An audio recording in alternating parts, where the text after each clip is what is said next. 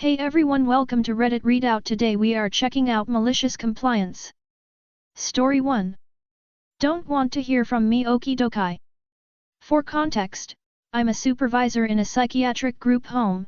My clients are primarily older men in their 60s and 70s with complex physical and mental health conditions. This situation was with a late 70s client who had recently had a significant medical emergency with cardiology follow-up.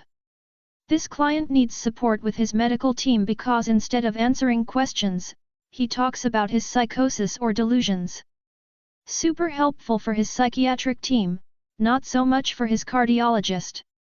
I was supporting him with a telephone consult with this new doctor, over speakerphone, and had already explained the release of information and consent, and my client volunteered that I would answer most things because he doesn't like radios and phones, and then told the doctor about his delusions for almost 5 minutes before I could redirect.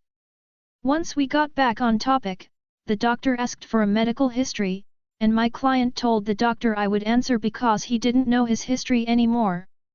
I started going through it with him, and current/recent meds, and the doctor interrupted and told me to be quiet.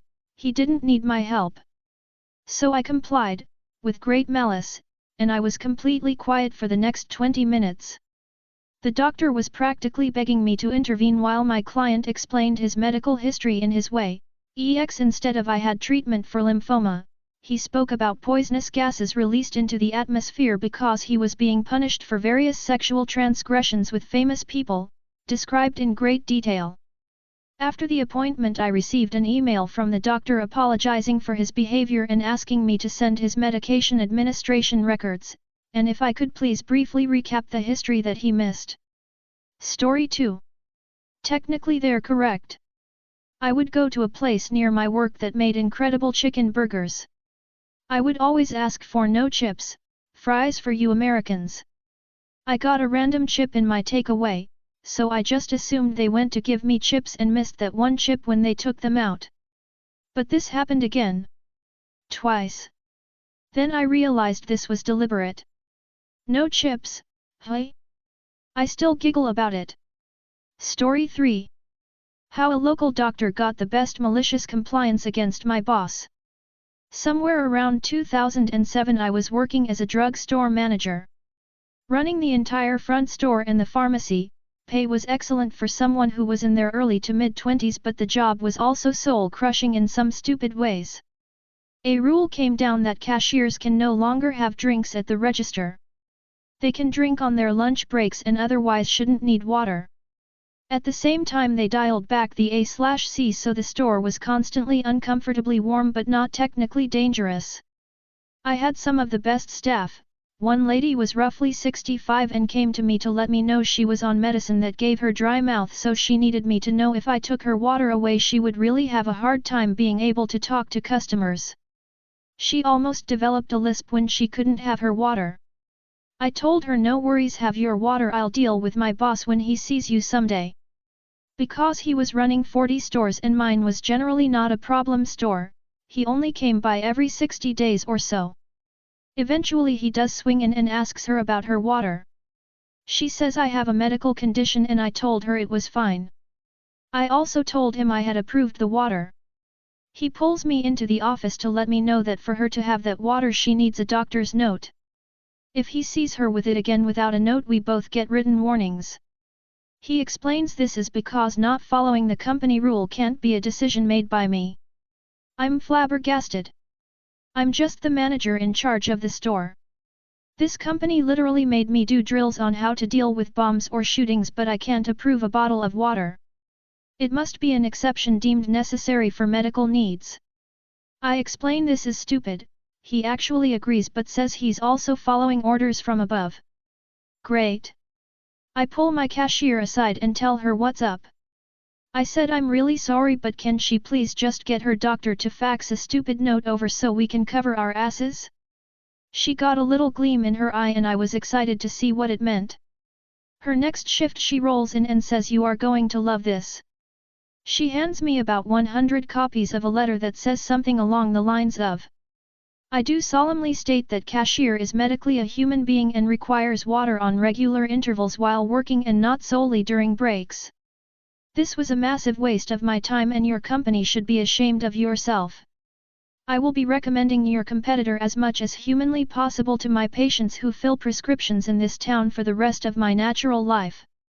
Doctor underscore underscore underscore underscore underscore underscore underscore underscore underscore underscore underscore underscore underscore. The next 40 were identical letters each with a different staff member listed as my genius cashier has snagged an old schedule with first names and last initials. The rest had a blank space for me to fill in new hire names so our staff could all have drinks on the sales floor. My boss wasn't even mad. None of the higher-ups above him ever mentioned it on a store walk, so I assume it was covered in a meeting of people higher up than me. Story 4. Republicans wouldn't stop calling me. Back in the day, around 2010 or 2011, Comcast had this deal where it was cheaper to buy phone, internet, and cable than it was to buy internet and cable. We had been cell phone only for years at that point, but we thought the phone could be for emergencies. Shortly after it was hooked up, we started getting these phone calls from a Republican marketing company a couple of times a week. I am not Republican. It started off with this long canned monologue that I would just hang up on. Clearly this number had been recently recycled. Finally I decided to stick it through to get them to stop calling me. The next time they called, I waited through the monologue and I eventually got to a live person and he said they had some important questions they were asking people in my community that would inform future decisions of the party. So I decided to have some fun. I said I would be delighted to answer their questions. He first asked who I thought was the greatest Republican. Abraham Lincoln, I replied. That is a great choice, he said. Of the Republicans who are considering running for president in 2012, who would you be most likely to vote for? Oh, that would be very difficult, I said. There are many great choices. If I had to narrow it down though, it would be between Sarah Palin and Rick Santorum. Both of those are great. Why do you like those two? Because Sarah Palin said she can see Russia from her house, and Christian parents will have to tell their children not to Google Santorum even though he is running for office because the results are inappropriate, I answered. There was silence. You aren't a Republican, are you? He finally said. No, I am not. I just got this phone number and I would like for you to stop calling me. Okay, I will put that in the notes. I never got another call. MC, survey company bugs me for a survey response. Doesn't like the one they eventually get. Story 5. Interviewer accuses me of parking in the handicap spot and tells me to prove it. A few years ago while I was in school and job hunting, I got an interview at a company for office work. Filing, answering phones, setting appointments, etc. I was looking forward to getting an office job instead of retail or fast food. The building had big window walls that overlooked the parking lot so you could see cars pulling in and parking. I pull into the lot and park my car. I get out and walk into the office. Now as I'm walking in, I note that there is a car parked in the handicap space in the front of the office. This car looks just like mine, I should note. So I walk in and I'm greeted by the manager who kind of gives me a scowling look. It made me uneasy a little as we walked back to his office. We sit down and he is asking me questions in a bit of a clipped tone. He seems annoyed by my answers and I don't understand what's going on at this point. Finally he says, "Do you always park in handicapped spaces?"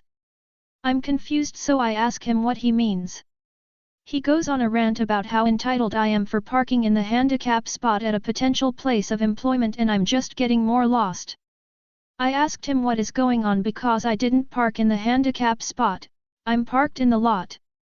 He argues with me and says he watched my car pull in and saw me park there. I again told him that I didn't park in a handicap spot but the car that I walked by in that spot looked similar to my car. He says that he knows that he saw me park and get out of the car. At this point I'm over the whole interview. I knew this would be a clusterfuck of a place to work for if this is the guy managing it. Then he goes a step further and says, "Prove it." I grab my purse and get my keys out. I don't even bother waiting for him and just leave the office. He's jogging after me and hurried outside to stand and wait. His face went from smug arrogance to PK real quick as I walked past the car in the handicap spot. He asked me where I was going as I walked over to my car, then I turned around and made eye contact as I hit the button on my keys to unlock it, and got in. He was starting to walk over to me, calling out that he was sorry about the misunderstanding, but I just put the car in reverse and left. I didn't even make eye contact with him as I drove away. EDA, this was my second interview so the manager knows what I and my car look like. I don't know why he said he saw me. I'm assuming it was a lie to get me to admit I did it. I've pondered this many a night, trust me. Story 6. X didn't listen to me and had to clean up my puke. Years ago when I, 40F, was 23, I was married to a man, 26 at the time, who was always right and always had to have things his way, or at least try. I don't get sick often but I do occasionally have a low tolerance for certain things, and in this case I was feeling too sick from the flu to keep much fluid or food down comfortably. He started off by having me chug Gatorade, which was already more than my tummy wanted to handle and I may have drank half. Next, he insisted I eat probably soup and crackers, and when I declined because I was obviously not feeling well and just filled up whatever empty space with fluid, he wasn't having it. He insisted I eat something. Fine. He's trying to be nice and make sure I'm taken care of. The icing on the cake though was he wanted me to take liquid NyQuil. I absolutely objected because I knew it would put me over the edge and I would end up throwing up. He didn't believe me and kept berating me saying I was being dramatic and to just take the medicine. Children do it all the time and they don't have problems, so why am I being so whiny about it? Okay. Game on, bucko. I get up off the couch, shuffle into the kitchen to stand at the sink because I'm not a complete monster and have him pour me some. He does. I say it's too much, he argues. I think EFF it. A couple deep breaths and a shot of NyQuil later and I'm barfing everything up into the sink. And you can bet your sweet bottom I made sure to puke in the side that didn't have the garbage disposal. Have fun cleaning up, honey. Story 7. Bring it to your supervisor, okay? I am AF, and work in an office. There are several men there. For the most part they work with us side by side with no problem. This one guy has been slowly harassing me, for what reason I am not sure of. I didn't do anything which I know of. I am courteous to all. I even used to joke with him, but his jokes started to draw the line. He was harassing me on a daily basis. Basically, I have disengaged myself from him and stopped joking around. Which I have begun to believe, why he started getting more aggressive with me.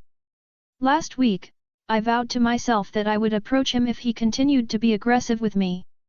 He isn't like that with anyone else, lo and behold he acted out again. I took a couple of minutes to cool down, and I approached him.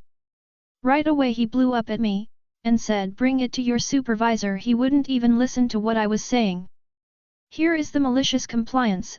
I didn't just bring it up to our supervisor, I did one better, I went to the head supervisor.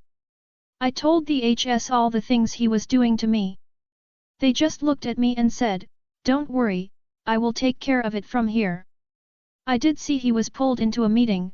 Through the door I could hear a raised voice, it sounded like him. But after that meeting, he is finally behaving as he should. Maybe he shouldn't have asked me to talk to the supervisor. That's all for today. Please don't forget to like and subscribe.